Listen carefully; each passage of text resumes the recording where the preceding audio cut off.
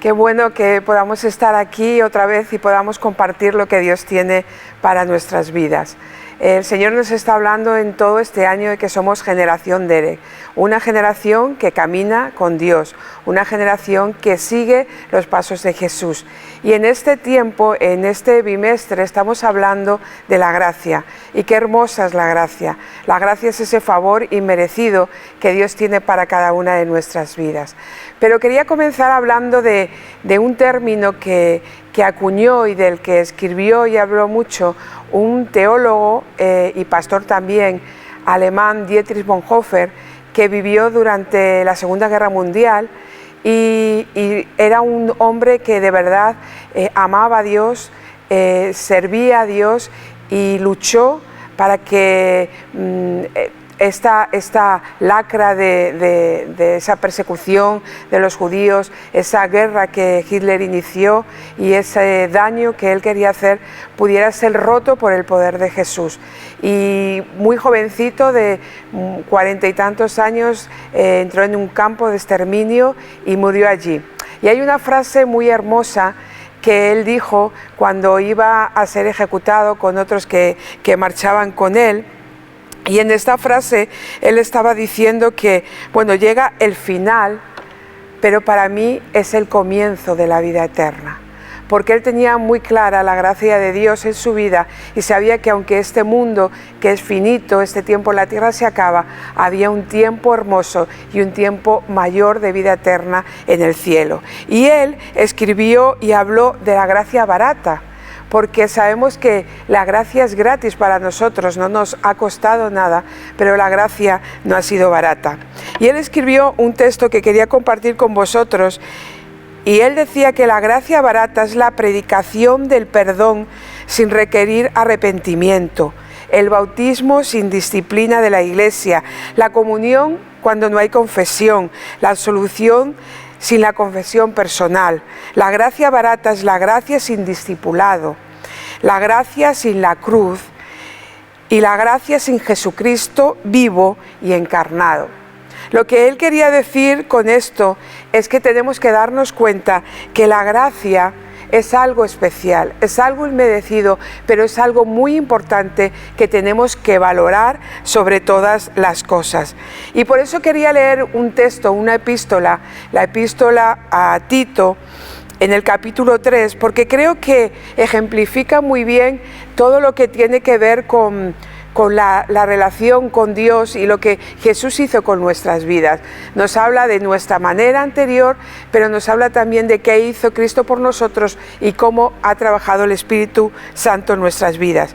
Y en Tito, en el capítulo 3, los versículos del 3 al 8, dicen así: porque nosotros también éramos en otro tiempo, y aquí empieza a enumerar todo lo que nosotros éramos, que espero que no lo seamos ahora, después de haber conocido al Señor.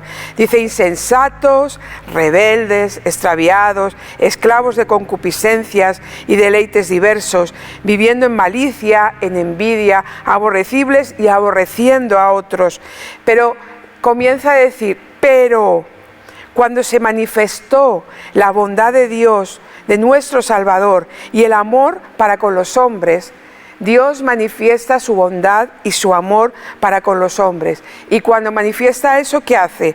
Pues nos salvó no por obras de justicia que nosotros hubiéramos hecho, sino por su misericordia. Dios nos salva por su misericordia, porque la salvación no es por obras, la salvación es por fe. Y dice no solo eso, sino que por el lavamiento de la regeneración y por la renovación del Espíritu Santo, porque el Espíritu Santo regenera nuestra vida, nos vuelve a crear siendo nuevas criaturas transformadas, y también renueva nuestro interior. Y dice: el cual derramó en nosotros abundantemente por medio de Jesucristo nuestro Salvador, porque fue Jesucristo el que nos salvó. ¿Y para qué? Y esto es importante: para que justificados por su gracia. Y me gustaría que esta frase se nos quedara durante todo este tiempo que voy a estar compartiendo con vosotros y que meditáramos sobre esto. Somos justificados por su gracia. Dice: justificados por su gracia, viniésemos a ser herederos, porque cuando somos justificados por Dios pasamos a ser herederos. Pero ¿cómo somos herederos? ¿Qué tipo de herederos? Pues dice, conforme a la esperanza de la vida eterna. Y luego Pablo sigue hablando y dice, palabra fiel es esta. Y en estas cosas quiero que insistas con firmeza. Hay cosas en las que debemos insistir con firmeza, en las que debemos hablar con firmeza, para que los que creen en Dios, para que tú y yo y aquellos que crean en Dios procuren en su vida ocuparse de las buenas obras. Porque no somos salvos por buenas obras, pero Dios ha puesto obras para que andemos en ellas después de que Él, por medio de su gracia, nos ha salvado. Así que el Señor realmente comienza a trabajar en nuestras vidas por medio de la gracia de Dios en nosotros. Somos justificados por su gracia. Somos justificados por la muerte de Jesús. La gracia solo tiene sentido por medio de Jesús y por medio de su muerte. Y las palabras claves en este tiempo que voy a compartir con vosotros son gracia y justicia. Porque la gracia es imposible sin la justicia. Y para que tengamos justicia necesitamos tener también de la gracia. Y la primera cosa que quiero que veamos de la gracia es que la gracia bendice, la gracia nos bendice. La gracia sirve para que podamos tener ese acceso directo con Dios, esa relación directa con Jesús en nuestras vidas. ¿Y de qué formas nos bendice la gracia? Hay muchas formas en las que la gracia nos puede bendecir. Primero, porque la gracia nos dirige hacia Jesús. La gracia salta a Jesús, porque la gracia es el favor inmerecido que Dios hizo muriendo Jesús en la cruz del Calvario por nosotros. Y cuando Jesús hace eso en nuestra vida, la gracia lo que nos hace recordar es que es Jesús el que murió por cada uno de nosotros. Así que la gracia nos bendice porque nos hace saltar a Dios. También nos bendice porque nos libera del pecado y nos libera de la culpa. ¿Cuántas veces nos sentimos agobiados por nuestros pecados pasados y sobre todo por la culpa? Porque la culpa la trae Satanás a nuestras vidas para que no creamos que Dios ha perdonado y que Dios realmente ha transformado nuestras vidas. Pero realmente cuando hay gracia en nuestra vida, eso nos libera del pecado y de la culpa. La gracia también nos enfoca en lo interno y no en lo externo. No son cosas que tenemos que cumplir, cosas que tenemos que hacer. Un cristiano tiene que hacer esto, pero no puede hacer esto. No, es algo mucho más profundo, es algo interior, es algo que está dentro de nosotros. Cuando nosotros conocemos a Dios, cuando Jesús nos da de su gracia, lo que hay en nosotros es una transformación interna. Y porque le amamos a Dios, porque amamos a Jesús, comenzamos a caminar santificados y comenzamos a vivir una vida de santidad, porque sabemos que es la vida que le agrada a Dios.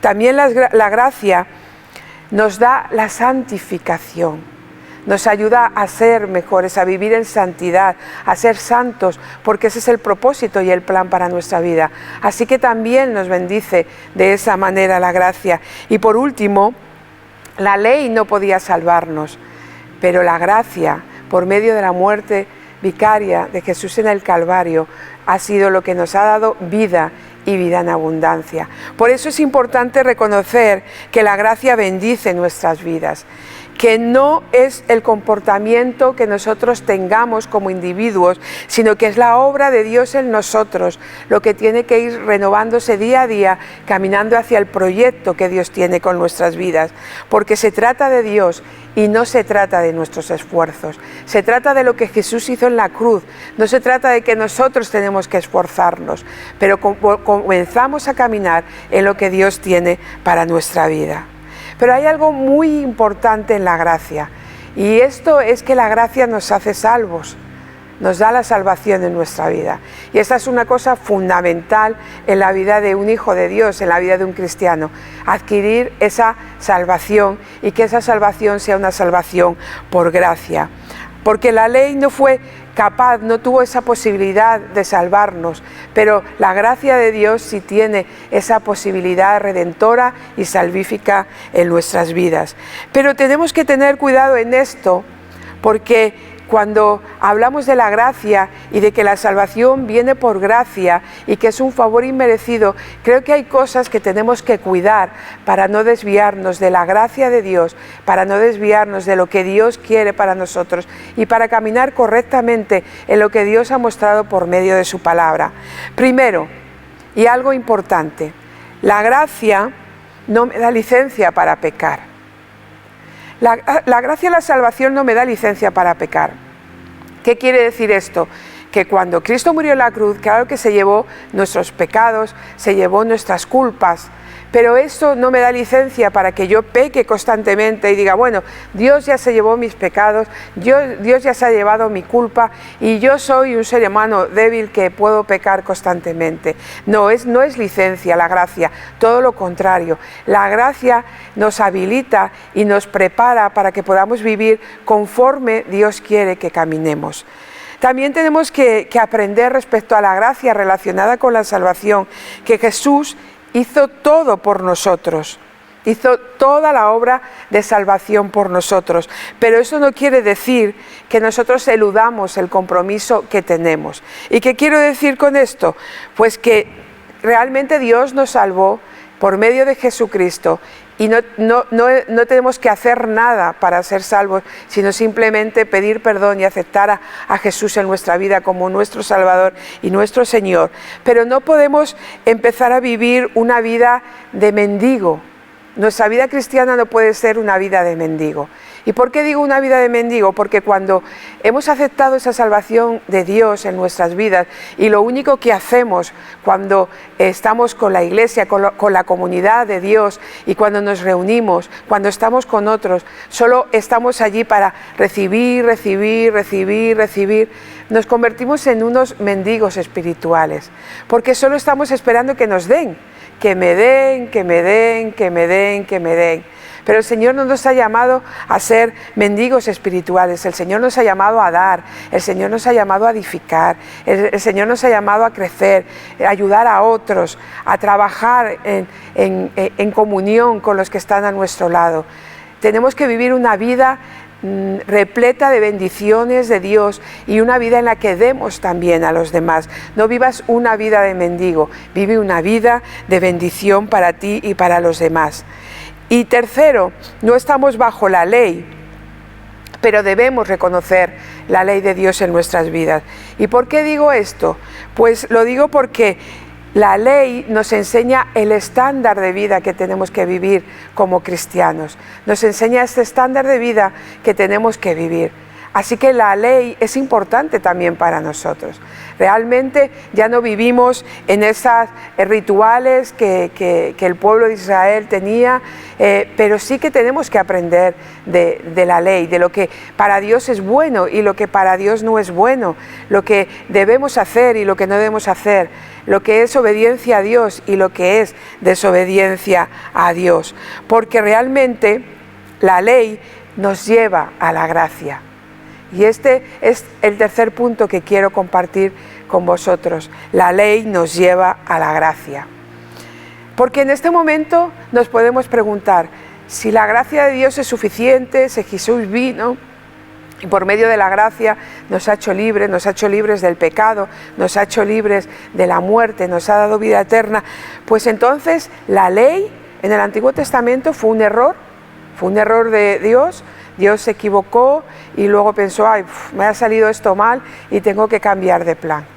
La ley no fue un error de Dios. Si vemos en la Escritura, tanto en el Nuevo como en el Antiguo Testamento, nos damos cuenta que no es así. Porque dice la Escritura que el fin de la ley es Jesús.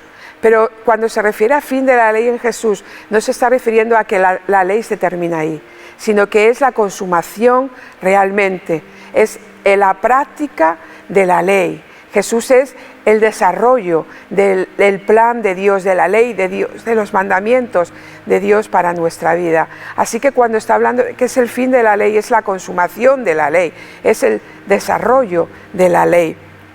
Así que cuando leemos en los textos de la Escritura y vemos cómo habla de la ley y cómo habla del primer pacto y cómo habla de ese tiempo en el que en el Antiguo Testamento vemos ese pacto que Dios hace con los hombres, cuando está hablando de la ley es algo muy curioso, porque en la Escritura nos habla y nos explica que realmente la ley era algo que Dios quería y que Dios sabía que era bueno para el hombre. Pero en Hebreos, en el capítulo 8, en los versículos, a partir del versículo 7, podemos ver que dice: porque si aquel primero hubiera sido sin defecto, ciertamente no se hubiera procurado lugar para el segundo. Y está hablando de la ley. Dice: porque reprendiéndolos dice: y aquí vienen días, dice el Señor, en que estableceré con la casa de Israel y la casa de Judá un nuevo pacto. Y dice: no como el pacto que hice con sus padres el día que los tomé de la mano para sacarlos de la tierra de Egipto, porque ellos no permanecieron en mi pacto. Así que no fue la ley la que falló, fue el pueblo que no permanecía, que no fue fiel al pacto que Dios había hecho con ellos. También tenemos que recordar que la ley nos hace conscientes del pecado, porque si no estuviera la ley no sabríamos qué es lo malo y qué es lo bueno. Cuando Dios le da los mandamientos a Moisés, comienza a decirle cosas básicas como: no matarás. El pueblo, los pueblos de alrededor estaban acostumbrados a matarse unos a otros. Y Dios tiene que estipular una serie de normas y principios que provienen de Él. Y el Señor dice: no matarás. El Señor dice que no tendrás envidia ni desearás las cosas o las posesiones de otros. El Señor habla de no robar, de cosas que debemos hacer, como honrar a nuestros padres. Así que la ley nos ayuda como un ayo, como un abuelo, ¿verdad?, a saber entender qué es lo bueno y qué es lo malo. Pero también nos lleva a Jesús. La ley nos lleva a Jesús, porque Jesús es el fin de la ley. Y además, hoy también nos ayuda a hacer lo correcto, porque por medio de la ley estamos aprendiendo qué es lo bueno y qué es lo malo, para poder hacer las cosas como Dios quiere y vivir la gracia de Dios, cumpliendo los preceptos y la voluntad de Dios en nuestra vida. No tenemos que cumplir realmente las leyes civiles y las leyes ceremoniales que el pueblo de Israel cumplía. Ahora no tendrían sentido, ¿verdad?, sacrificar animales y ciertos ritos que ellos tenían. Ahora no tenemos sacerdotes ni sumos sacerdotes, porque ya tenemos un sumo sacerdote en el cielo, que es Jesucristo, que intercede por nosotros. Pero sí que tenemos que guardar las leyes morales, las leyes en las que Dios nos enseña lo que es correcto, lo que debemos hacer, lo que Dios quiere que en nuestras vidas esté claro y caminemos por ese camino que Dios tiene para nosotros. Así que cumplimos las leyes morales porque queremos agradar a Dios, porque sabemos qué es lo que Dios quiere y porque sabemos también que eso beneficia a nuestras vidas. Somos salvos por gracia, pero Dios nos ha salvado para hacer buenas obras. No nos salvamos por obras, pero Dios nos ha salvado y dice que puso obras de antemano para que anduviésemos en ellas. Porque después de conocer a Dios necesitamos que nuestra vida sea una vida que trabaje en cosas buenas y que viva en bendición para nosotros y para la vida de los demás. Por eso debemos conocer las normas de Dios. Por eso debemos conocer los estatutos y los preceptos de Dios. Y también, hablando de la ley, quiero llegar a un punto que creo que es también importante, que es que la gracia, y escucha bien, la gracia necesita de la justicia. Y creo que esto es muy importante, porque la gracia no se puede llevar a cabo sin la justicia. Nadie puede morir por nosotros y tomar nuestro lugar si antes no hay una justicia que cumplir. Por eso, para que exista la gracia, siempre hay un inocente que muere por un culpable, que en este caso éramos nosotros, y un inocente muere por nosotros, que es Jesús. Debemos conocer la doctrina de la salvación, porque la salvación es gracia pero también es justicia. La salvación es redención, pero también es pago. Somos declarados justos, pero alguien ha pagado el precio. Por eso Bonhoeffer decía que la gracia no es barata, porque para nosotros es gratis, porque no hemos tenido que pagar la paga de nuestro pecado, que era la muerte, pero alguien pagó un alto precio por nosotros y fue Jesucristo al morir en la cruz del Calvario. Así que es importante que creamos que hay una redención, pero que hay también un pago. Para que la gracia exista, se necesita que alguien se sacrifique por otro, y en este caso fue Jesucristo quien se sacrificó por nosotros. También es importante saber que para que haya gracia es necesario la convicción del Espíritu Santo. Y fíjate bien que la convicción del Espíritu Santo no es lo mismo que la condenación. Cuando hay pecado en nuestra vida o cuando pecamos en algún momento de nuestra vida, Satanás trae condenación sobre nosotros. Pero Dios no trae condenación sobre nosotros. Dios trae convicción en nuestra vida por medio del Espíritu Santo. ¿Y de qué nos convence? Nos convence de pecado, de que ha habido un pecado en nuestra vida, de justicia, que cuando hay un pecado, eso se tiene que juzgar, y de juicio, porque siempre que hay un juicio, hay una sentencia que se tiene que cumplir. Y el Espíritu Santo nos convence de esto, que hemos pecado, que hay unas consecuencias del pecado, pero que hay un Redentor, que es Cristo en nuestras vidas. Pero Satanás lo que hace es traer para nosotros condenación, traer angustia y traer culpabilidad. La culpa realmente lleva a la muerte, y es a donde nos quiere llevar Satanás, pero la convicción nos lleva al arrepentimiento. La culpa que viene de Satanás nos lleva a la muerte, pero la convicción que viene del Espíritu Santo nos lleva al arrepentimiento. Y por último, en la relación que tiene tan importante la gracia con la justicia de Dios, para restaurar nuestra relación con Dios, debemos confesar nuestros pecados. Y eso es muy importante también, la importancia de confesar nuestros pecados. Pero no confesar nuestros pecados a cualquiera, confesar nuestros pecados a Dios. Dice la Escritura que si confesares con tu boca que Jesús es el Señor, si confesares con tu boca la necesidad de confesar, porque cuando nosotros confesamos nuestro pecado a Dios, lo que hace eso es volver a restablecer la relación entre Dios y el hombre, la relación en nuestra vida y la vida de Dios. Vuelve a unir y a ligar nuestra vida con Dios. Así que cuando nosotros confesamos delante de Dios nuestros pecados, lo que estamos haciendo es diciéndole a Dios que queremos volver a restablecer esa relación perdida con Él, porque es importante que podamos restaurar nuestra vida constantemente en ese fluir, en ese dialogar y en esa búsqueda de Dios. Confesar es sacar la basura de tu vida. Y os voy a poner un ejemplo muy claro.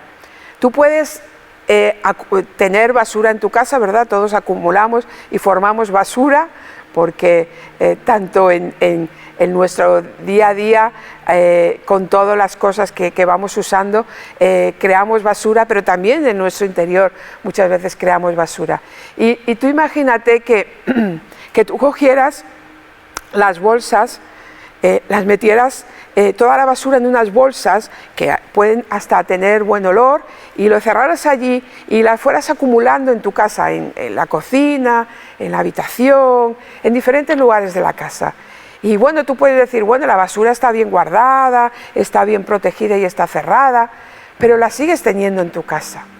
Y cuando la basura sigue en tu casa, por muy cerrada que esté, comenzará a oler mal, comenzará a traer putrefacción, comenzará a traer insectos, comenzará a traer roedores y comenzará a traer enfermedades en tu vida, porque la basura sigue dentro de tu casa, y por muy cerrada que esté la bolsa, la podredumbre está allí y sigue en tu casa. La única manera de que realmente nuestra casa esté limpia de basura es que cojamos esas bolsas y las saquemos fuera y las llevemos al contenedor que tenemos que llevarlas. Y eso ocurre también con nuestras vidas. Cuando no confesamos delante del Señor, Es como que la basura, lo malo, lo que hay pecaminoso en nuestras vidas se queda dentro porque no lo hemos confesado. Confesar con palabras es sacarlo fuera, es decirle: Señor, aquí está todo esto que he hecho.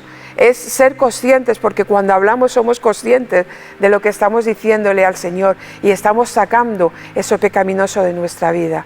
Cuando nosotros nos presentamos y hablamos delante del Señor, es como cuando sacamos la basura de nuestra casa y la estamos dejando limpia. Ya no habrá putrefacción, ya no habrá insectos, ya no habrá cosas que nos pueden perjudicar o que nos pueden enfermar, porque se lo habremos dejado al Señor. Lo habremos dejado en el contenedor exacto que necesitamos dejar nuestro pecado. Confiesa a Dios, confiésale a Dios cada día lo que hay dentro de ti que no es bueno, que no está bien, las cosas con las que estás pecando. Pídele al Señor, confiesa a Dios para que Dios pueda transformar tu vida y tu corazón. Y acabo diciendo que la gracia nos hace ver que Dios nos mira con agrado. La gracia nos da bendición, podemos ser bendecidos por medio de la gracia. La gracia nos ayuda a comprender la justicia de Dios. La gracia nos enseña la importancia de la ley y de los preceptos de Dios, pero también la gracia nos hace vivir confiados, nos hace vivir tranquilos, sabiendo que estamos con Dios y que Dios ya ha pagado el precio y podemos vivir en libertad en su presencia. Quiera Dios que entendamos que trabajar la gracia de Dios en nuestras vidas nos transforma y realmente nos podamos despertar, nos podamos levantar y podamos brillar con la gracia que Dios ha puesto en nuestras vidas y en nuestros corazones. Que Dios os bendiga. Señor, tú lo llenas todo. Y hoy queremos cantarte que tú eres nuestra plenitud.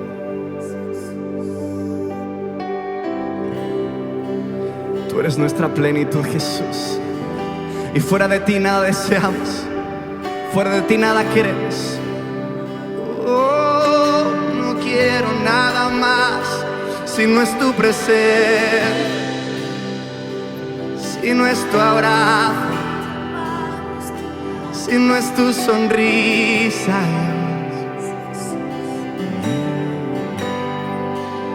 Y Cristo Jesús, eres mi plenitud. Cristo Jesús, eres mi plenitud. Y Cristo Jesús, eres mi plenitud. Cristo Jesús, eres mi plenitud. Y si te tengo a ti, lo tengo todo. Mi amado, mi tesoro, fuera de ti nada deseo. Esta es nuestra oración. Si te tengo a ti, lo tengo todo. Mi amado, mi tesoro, fuera de ti nada deseo, Señor.